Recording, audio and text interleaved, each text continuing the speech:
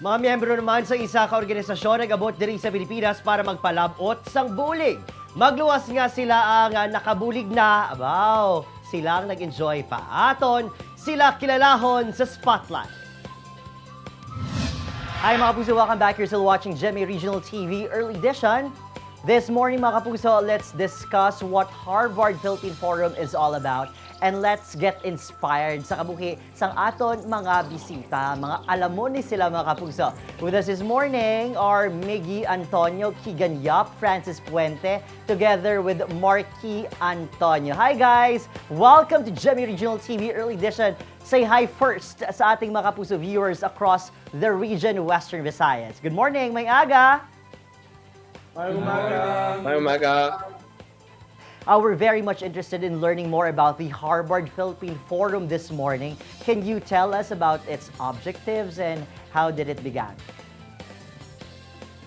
So Harvard Philippine Forum really started as a cultural club, a way for Filipino students to engage with each other, and also to engage with Filipino-American students who might not be in touch with their cultural identity.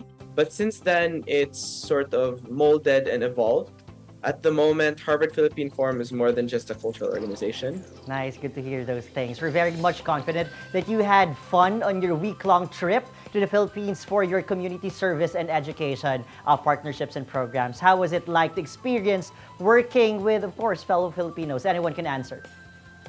Harvard Philippine Forum is focused on 3 pillars: culture, education, and service. Okay. And so we went to Manila and we met a lot of prominent figures in the Philippines who are really doing a lot of change and helping the community.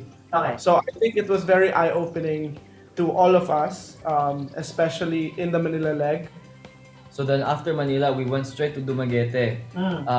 We had this perspective now for the non-Filipinos. We gave them a bit of idea of, the social and political background of the Philippines, where we met with a lot of incredibly talented student leaders at Silliman.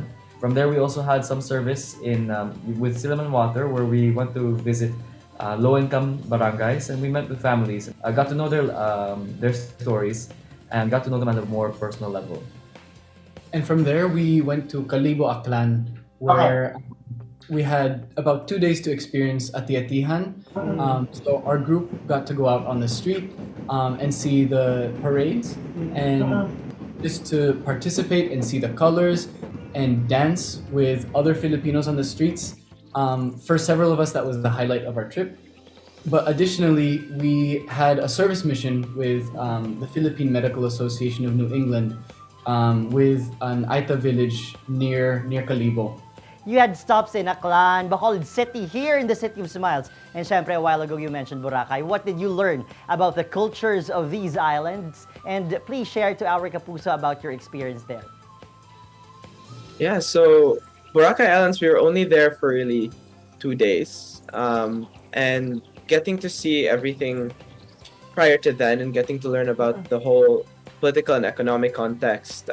One of our reflections and one of our takeaways was really that to create long-standing and sustainable service in any manner, one needs to not only demonstrate a love for the place you're doing service in, for example, love for the Philippines and Filipino culture, but also to understand in all of its contexts what you're doing the service for. You also had the chance to work with various service organizations, from building homes for the poor. What were your realizations while helping other people? I think what I realized while we were doing service, especially in Silliman and mentoring the high school students, was that the Philippines has such a wealth of talent, especially in the young people. They're very brilliant, very bright, super hardworking, and it makes me hopeful and excited for the future of our country. Just to hear their yearnings for change, the many activities that they're up to after school. It's even more than I was doing in high school. Super impressed. And I'm just, it makes me proud to be Filipino.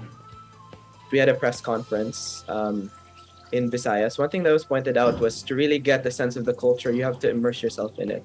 Yes. And while we did our best to do that, cultural immersion, I believe, goes beyond just seeing the communities for a bit, but goes into living with them as well.